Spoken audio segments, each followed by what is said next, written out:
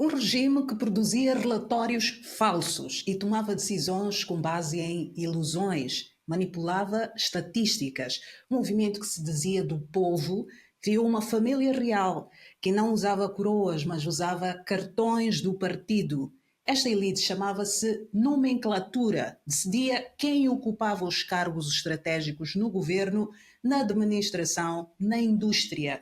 Não era mérito que determinava quem subia, era fidelidade à máquina partidária.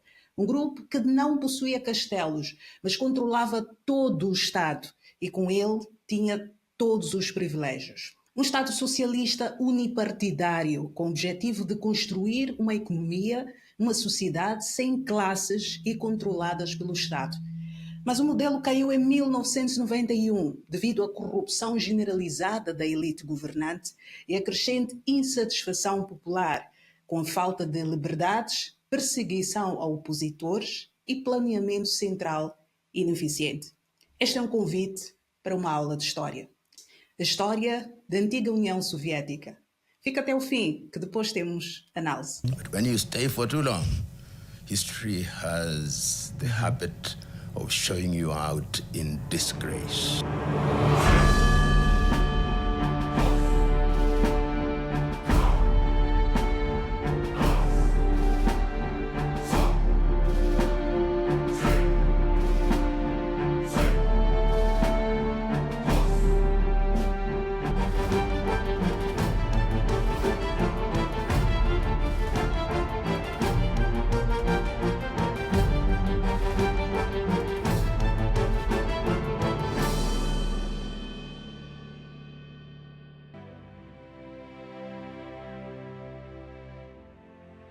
A União Soviética surgiu em 1922, após a Revolução Bolchevique de 1917, liderada por Vladimir Lenin, que derrubou o governo provisório russo e estabeleceu um Estado socialista.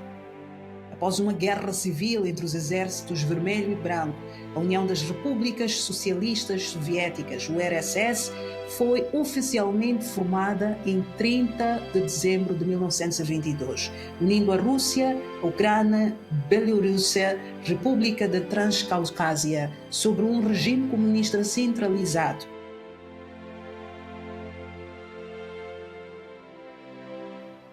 Após a morte de Lenin em 1924, Joseph Stalin consolidou gradualmente o poder e introduziu um sistema altamente centralizado e autoritário. Durante o governo de Stalin, na década de 1930, surgiu o sistema de nomenclatura, referindo-se a uma lista de membros de confiança do Partido Comunista, nomeados para cargos administrativos, econômicos e políticos importantes. Esta classe de elite tornou-se a espinha dorsal da estrutura governante soviética, garantindo lealdade ao partido e o controle central sobre todos os aspectos da vida soviética. A nomenclatura decidia quem ocupava os cargos estratégicos da administração, na indústria e no governo. Não era mérito que determinava quem subia, era fidelidade à máquina partidária. Os membros desta elite tinham acesso à habitação superior, escolas especiais para os filhos, viagens ao estrangeiro, hospitais de primeira classe e bens de consumo exclusivos.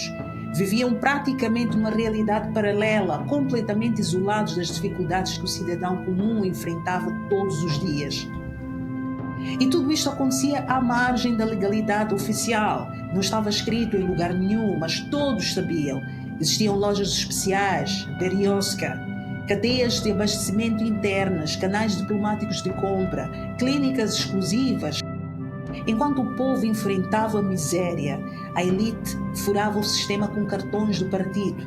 Este contraste entre discurso e a prática minava qualquer confiança na igualdade prometida pelo socialismo e alimentava um sentimento profundo de hipocrisia generalizada no topo do poder.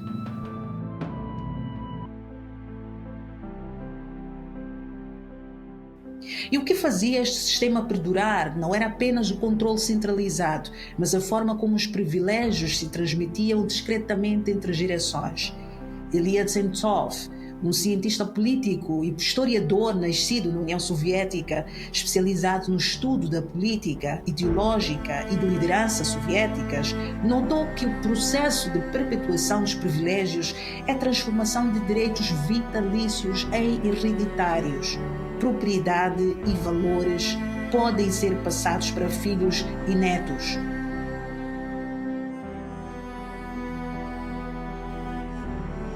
E como era trabalhar para o partido? Isto garantia mais do que um salário. Trabalhar no partido garante uma renda mensal sob forma de subornos e presentes dos departamentos que funcionários deviam supervisionar. Quem fiscalizava lucrava.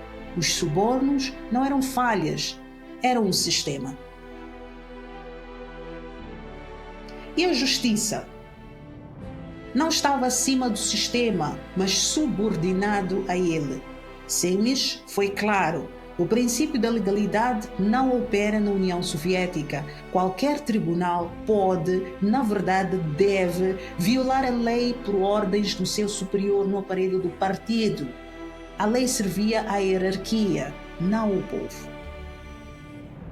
Num mundo assim, a corrupção era regra, não exceção. Vigarices, negociatas, suborno, desinformação, o caminho certo para o bem-estar. Até juízes e polícias tinham um papel duplo, condenavam e aceitavam o suborno ao mesmo tempo. O que era este sistema afinal? Milovan Djilas, antigo alto dirigente convertido em dissidente, escreveu: o governo está nas mãos de um único grupo. A distribuição de todos os tipos de privilégios torna-se inevitável. Não era apenas corrupção, era um sistema novo de castas com bandeiras vermelhas e slogans revolucionários.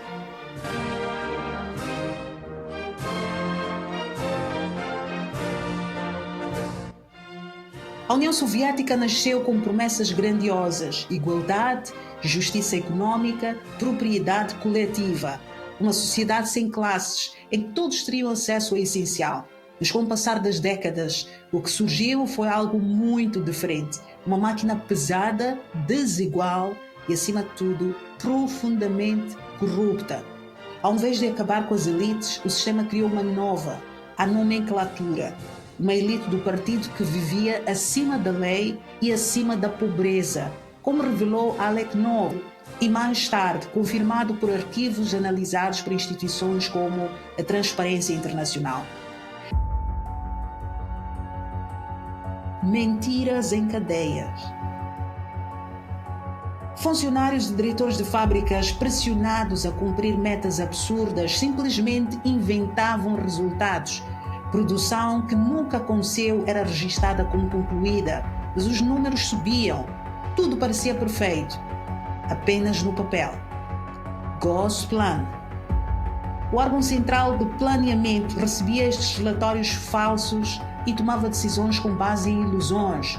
Os líderes achavam que a economia estava a crescer.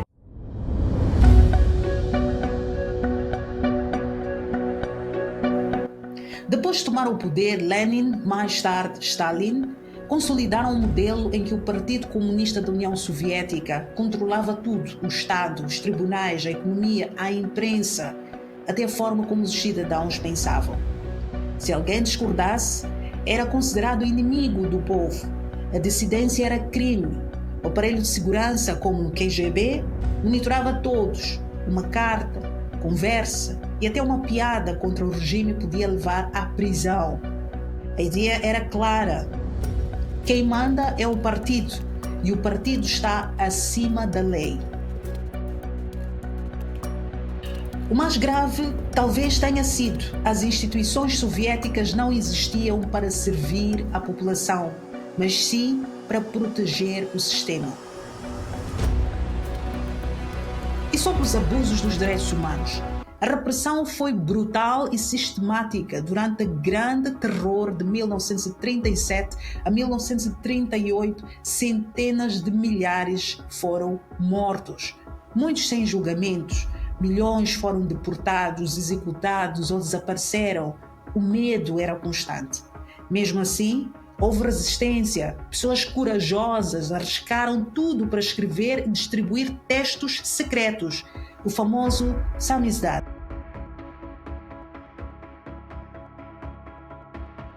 Alguns episódios que marcaram esta repressão foram o massacre de Novocherkassk, de 1962, onde trabalhadores protestaram contra o custo de vida e o exército respondeu com fogo real.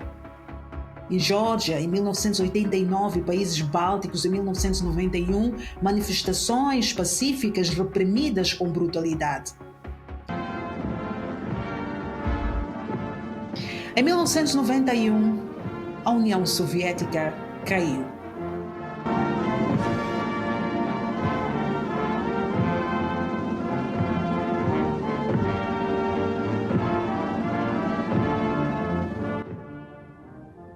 Não foi apenas por causa da economia ou da pressão externa, foi porque milhões perceberam que a revolução tinha sido sequestrada por aqueles que juravam servir o povo.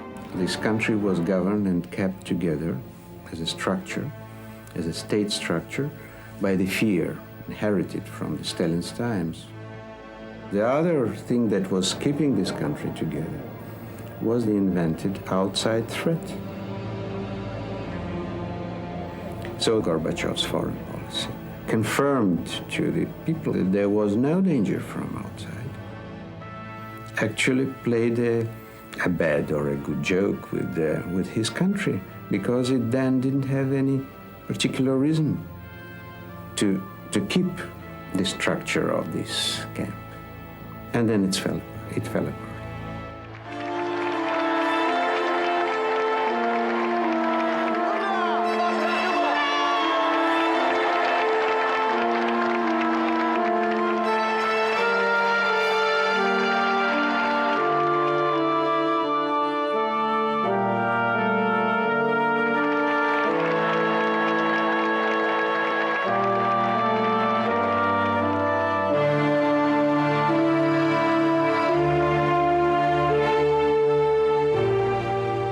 Я в том числе сейчас говорю, что Although many of us understood in our hearts that it was a false, utopian idea, we still believed in it. We believed that the system could be reformed, that it could be changed in some way. Until the most recent years, Lenin was a saint in our eyes.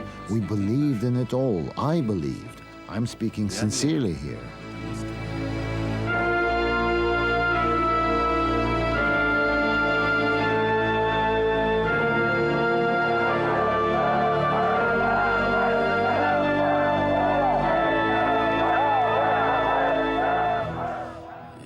I'm an elderly man now and probably haven't got many years left. I'm 63. There's only one thing I regret, that for so many years my mind was in the grip of this primitive dogmatism.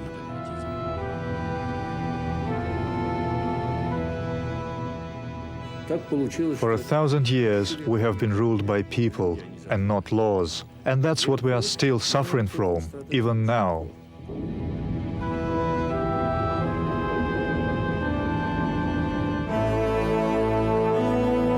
Nem tudo foi mal na União Soviética, jogou uma importância crucial nas independências dos países africanos, na fundação dos seus estados também. Países como Angola, Moçambique, Namíbia e África do Sul mereceram assistência militar, educacional e diplomática, o que contribuiu para o fim do regime colonial e do apartheid. A União Soviética investiu também fortemente na educação pública, né? E alcançou a alfabetização quase universal. E também concedeu bolsas de estudos a estudantes de países em desenvolvimento, incluindo muitos da África, né? Oferecendo acesso ao ensino superior em áreas como engenharia, medicina, ciência política, e graças à União Soviética foi possível um sistema de educação e educação superior começar nos países africanos onde a descolonização havia criado grandes rupturas no setor da educação, diga-se, né? E na industrialização, por meio de um planeamento centralizado, a União Soviética deixou de ser uma sociedade predominantemente agrária e tornou-se uma grande potência industrial em poucas décadas. e essa base industrial permitiu que se tomasse um ator fundamental na geopolítica, nas ciências globais, não só a nível da região, nas ciências globais. Isto está documentado, né? A lista é longa e penso que esta informação está disponível em muitas bibliotecas. Bom, alguns países com discurso próprio do socialismo africano acabaram por copiar o modelo da União Soviética, mas incluíram também a estrutura autoritária, o partido único, o culto ao Estado e a repressão justificada com argumentos de unidade nacional. Mas o intelectual Abdurrahman Muhammad Babu, da Tanzânia, teve a coragem de dizer: isto não é socialismo pelo qual lutamos. Sim, ele foi anticombatente, especialmente quando a estrutura política criada favorecia a centralização do poder e marginalizava a participação dos cidadãos. Mas quem foi este senhor, Muhammad Babu? Foi um destacado intelectual marxista, e eis aí a parte interessante. Ele era marxista, mas com ideias próprias. Não é? Foi político, panafricanista da Tanzânia e de Zanzibar, ex-combatente da luta anticolonial, conhecido na sua crítica incisiva ao autoritarismo estatal e à apropriação elitista do socialismo no contexto africano. Atuou como ministro após a Revolução de Zanzibar de 1964 e foi uma das vozes mais lúcidas na defesa do socialismo democrático e participativo. Babu defendia a libertação econômica, baseada na industrialização, no comércio, na participação popular, posicionando-se como um pensador que buscava adaptar princípios socialistas às realidades africanas, sem copiar as estruturas autoritárias estrangeiras, né? Ele era inspirado por modelos como a China, mesmo a própria União Soviética, né? E ele não desmerecia Nyerere e a relevância histórica de Ujamaa, um tipo de socialismo africano fortemente inspirado nos modelos soviéticos, mas expunha as falhas estruturais que, segundo ele, transformaram o ideal libertador num mecanismo de exclusão, dizia ele naquela altura. E é um texto que contém aspectos muito interessantes sobre Babu, e eu vou disponibilizar este texto apenas no meu website. Penso que vale a pena você ler na íntegra e não se esqueça de se inscrever na minha newsletter para receber os meus insights. Meu website www.selmainocencia.de. Então, o que é que diz Babu, né? E sobre o preço da unidade forçada? Né? Um dos aspectos mais delicados na crítica de Babu foi o respeito ao modelo partido único do Chama Pinduza. O argumento oficial era manter a unidade nacional e evitar divisões tribais ou regionais. Mas, na prática, Babu demonstrou que a unidade era forçada e custava muito caro. A liberdade de expressão, o espaço para crítica, né? E também espaço para corrigir erros a tempo. Né? E é bom sublinhar aqui que o timing para corrigir não é eterno. Engana-se quem pensa que as reformas se fazem a qualquer momento. Né? Babu não é o único crítico deste modelo que favorece as elites. Não é?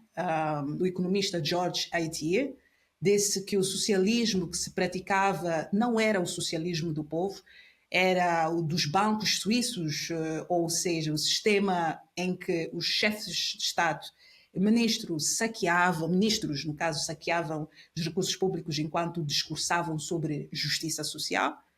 A promessa original do socialismo, igualdade, solidariedade, justiça, foi rapidamente capturada por elites políticas que criaram estruturas de dominação disfarçadas de ideologia libertadora. Como explica o economista Dieter Losch, o socialismo foi utilizado sobretudo como um instrumento para disciplinar o povo e garantir o poder das elites, e não para libertar. Não é? Pior ainda, aqueles que ousavam criticar este modelo eram silenciados brutalmente. Não é? As acusações de antissocialismo serviam como desculpa para reprimir qualquer oposição, mesmo legítima, né? Luz também é autor de obras como sobre as relações soviéticas com a África na década de 1990 e sobre a estrutura da Commonwealth e nos Estados Independentes da década de 90 também. E sobre esta questão de silenciar brutalmente, é preciso dizer aqui, é um padrão, não é? Para gerar medo. E aqui acrescento, não são só opositores políticos que morrem, são ativistas, académicos, jornalistas e seus familiares. Há balas e a morte natural. E sobre a morte natural, inclui-se também o uso de metais pesados para eliminar pessoas incômodas. É um método que elimina silenciosamente. Evoluiu tecnicamente ao longo dos últimos anos. Praticamente não deixa rastros. Ninguém sabe, aparentemente, porque hoje há laboratórios mais especializados e é possível detectar metais pesados. Mas vamos deixar este assunto para outro dia. Seria muito interessante explicar isto, não só com palavras, mas também com evidências, não é verdade? Mas o tema de hoje não é isto. Vamos ao nosso tema e explicar porquê a história da União Soviética importa para angolanos, moçambicanos, tanzanianos e outros africanos. A história nos liga desde a década de 1960, antes da luta armada. E vou muito rapidamente explicar aqui. Tudo começou na década de 1960, quando vários países africanos, inspirados pelo ideal da libertação, apoiados pelo Bloco Soviético, optaram por caminhos políticos que combinavam combate ao colonialismo com os projetos sociais do Estado. Foi o caso de Angola, Moçambique, Tanzânia, por exemplo, entre outros países.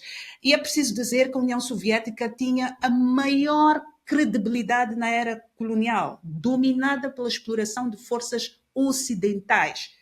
Seria a melhor opção naquele momento para muitos líderes. Isto não há dúvidas. Em 1961, Angola entrou em guerra contra Portugal, com apoio militar da União Soviética e da Cuba, e 3 anos depois, em 1964, os moçambicanos seguiam o mesmo caminho, armas em punho, e começaram a resistir ao domínio colonial. E já na Tanzânia, a luta foi diferente, foi política, né, mas também profundamente ideológica, né?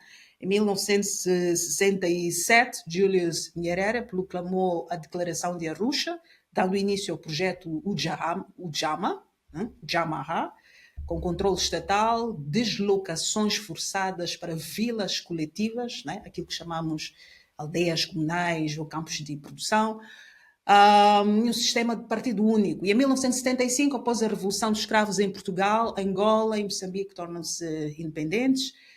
Os movimentos que haviam liderado a luta, o MPLA, a Frelimo, assumiam o poder, e ambos com apoio direto da União Soviética. Mas a independência não trouxe paz. Em 1977, Moçambique mergulhou numa guerra civil dolorosa, diga-se, dolorosa, entre a Frelimo e a Renamo, com milhares de mortos e deslocados, cujos traumas ainda residem até hoje. Tanzânia, nos anos de 1980, trouxeram desilusão, a economia estagnava, o sistema Ujamaa mostrava-se insustentável, a população começava a contestar, embora as liberdades de se expressar eram bastante reduzidas. Ao mesmo tempo, a própria União Soviética, o regime, endurecia ainda mais com prisões, mortes, campos de reeducação, campos de trabalho, repressão generalizada, etc.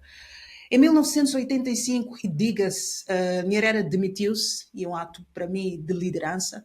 Ali Hassan iniciou reformas moderadas, né, na Tanzânia, Moçambique, Samora Machel morre, infelizmente, em 1986, iniciam-se as conversações de paz. Angola começa a trilhar o mesmo caminho. Em 1988, o acordo tripartite dos Estados Unidos, União Soviética, África do Sul abriu o caminho para o fim da Guerra Fria em África. Algo muito importante e começa a acontecer exatamente nesta zona, né? É nesta zona onde acontecem as mudanças geopolíticas com impactos profundos nos países africanos. A queda do Muro de Berlim em 1989 marcou o fim simbólico dos regimes comunistas na Europa, né? e incluindo a Alemanha Oriental, a reunificação da Alemanha em 1990, que simbolizava uma nova era, chegou também a Angola, onde neste momento começavam as negociações conhecidas como os acordos BICES, com apoio das Nações Unidas, dos Estados Unidos e da própria União Soviética, nessa altura fragilizada.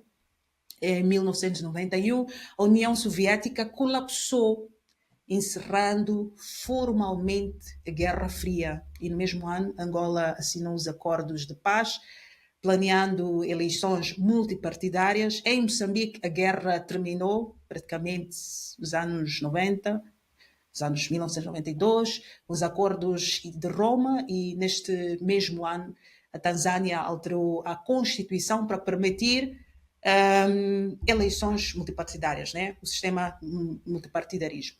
2 anos depois, em Moçambique, realizam-se as primeiras eleições democráticas multipartidárias. Angola, apesar de vários recuos e recomeços no processo de paz, pôs fim definitivo à guerra civil em 2002, com a morte de Jonas Savimbi.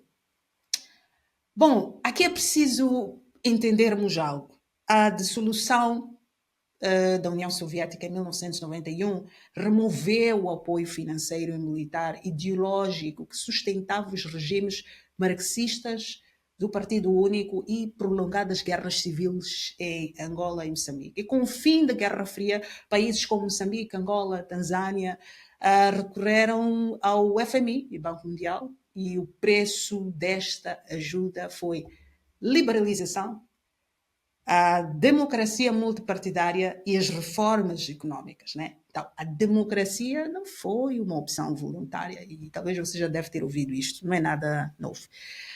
E também há muitas críticas que se levantam aqui às instituições internacionais neste processo. E isto concordo absolutamente, mas não vamos falar sobre isto hoje.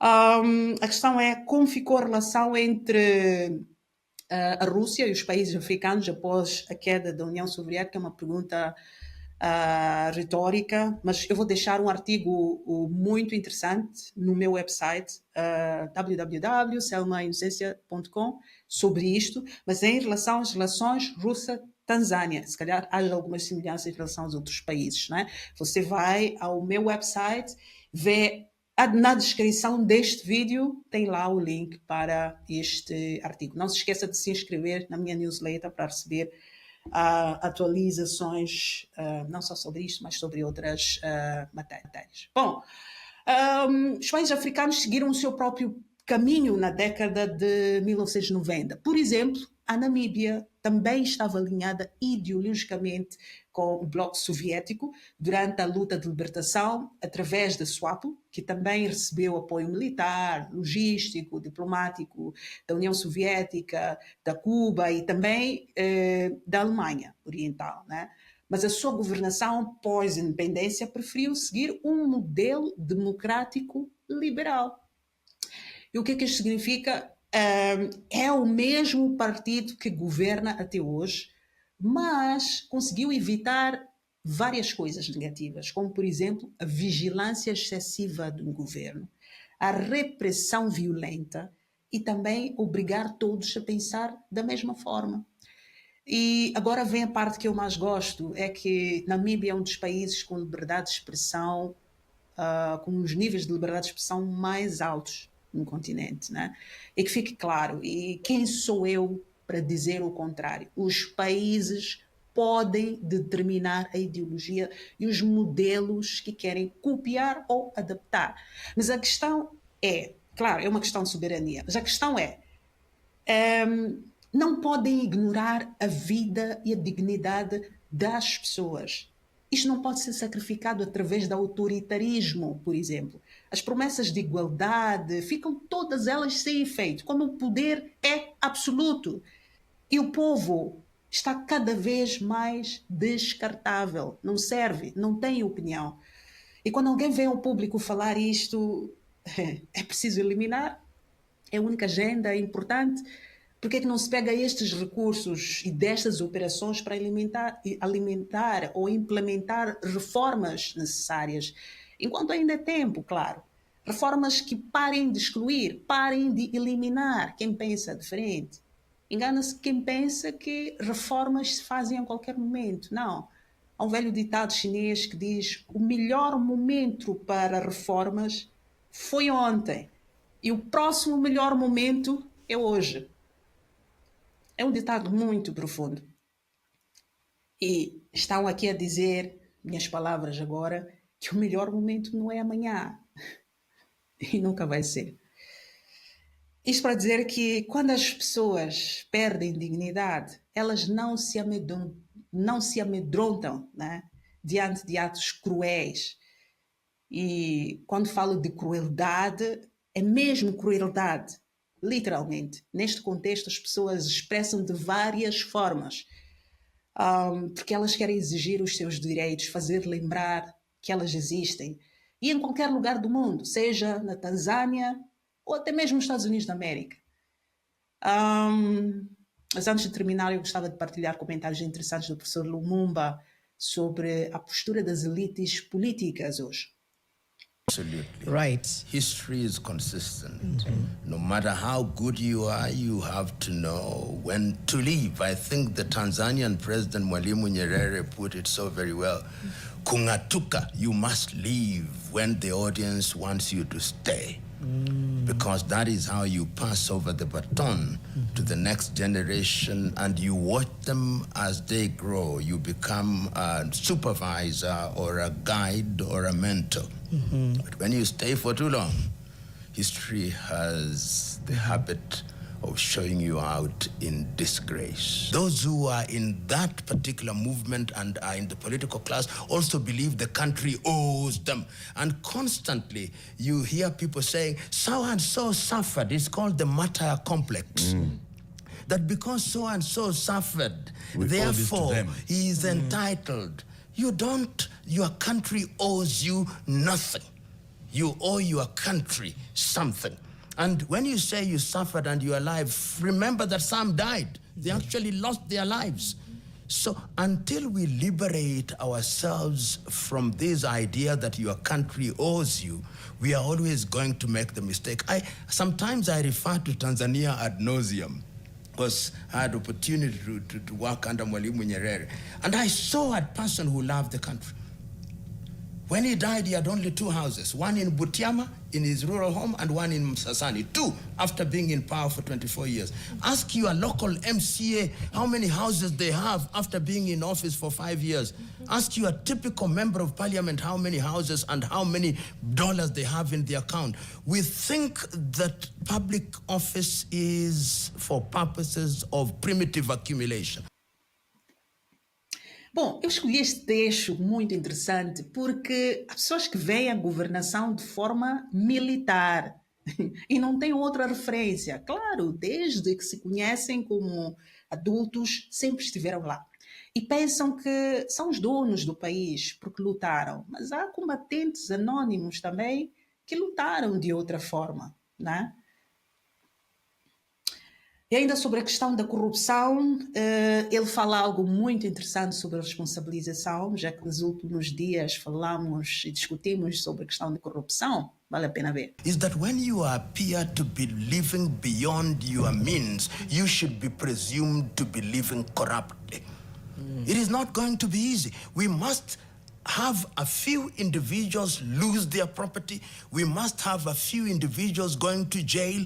We must have a leadership that talks against corruption and is seen to be fighting corruption. Nyerere used to say, once again on corruption, that uongozi ni mahali patakatifu. Na ikulu ni mahali patakatifu. Musivigeuze kuwa pango la walanguzi. And unfortunately, in this country, if you look at the devolve, I know governors now whose salaries are known, who within 2 years own helicopters, who within 2 years own mansions, who within 2 years have houses in Dubai. I know them. If you ask me, I would tell you it's this one, this one, this one, and we know them. In your own village, I want you to ask yourself what has happened and what is being done by employees of the devolved units whom you knew. So, and who do we elect? When we go to church, how do the churches, when we see thieves entering church, even some pastors abandon their sermon to go and bring them to the front seats.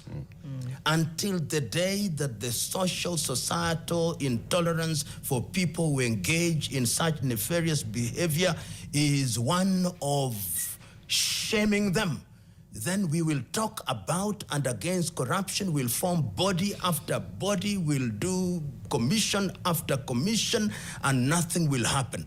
Bom, não dá para passar todo o vídeo aqui, vou deixar o link completo deste debate no meu website, selmainocencia.de, e eu vivamente recomendo este episódio de Fixing the Nation, da NTV, televisão queniana, e é recente, foi divulgado há 4 semanas. A qualidade deste debate é top. E não apenas pelo convidado, mas a qualidade das questões e análise dos jornalistas aqui. Reparem que os jovens de hoje são bem críticos e conscientes, né? E para além do link de vídeo, vou também deixar referências dos livros, artigos que eu usei para esta reflexão. Não se esqueça, www.selmainocencia.de. E você também pode acompanhar Panorama Voices pela Spotify e também estamos na Apple Podcasts. E vale informar que nos próximos vídeos, os próximos vídeos serão mais curtos, devido à minha condição de saúde agora. O fato de estar aqui a falar não significa que esteja bem, claro, as make-ups ajudam a disfarçar, mas não está nada bem e nem quero falar sobre isto agora, não é o momento. Mas antes que não consiga fazer esta reflexão, eu preferi fazer agora e deixar as minhas notas especificamente sobre esta matéria. Vamos ver se consigo fazer nas próximas semanas outros conteúdos. E há temas aqui pendentes. Tenho aqui o caso da questão da saúde mental das pessoas, né, viciadas em jogos online, jogos de azar, que eu acho que é muito importante falar sobre isso. Não necessariamente investigação, mas para alertar a sociedade sobre os riscos, se calhar fazer entrevistas também mais curtas, gerais, para falar sobre coisas positivas, porque não? Pelo amor de Deus, não falo só de desgraças ou coisas negativas. Há uma lista de pessoas que eu gostaria também de convidar para falar sobre as suas contribuições em África, pessoas que estejam em África ou fora de África. Acho que seria interessante trazer isto. Enfim, há muitos temas que poderão ser passados aqui, mas claro, você também pode opinar. Mas pronto, partilhe este vídeo, comente, discorde também, claro, terei o prazer de ler as vossas notas e sempre. Obrigada pela vossa atenção. Tchau, tchau.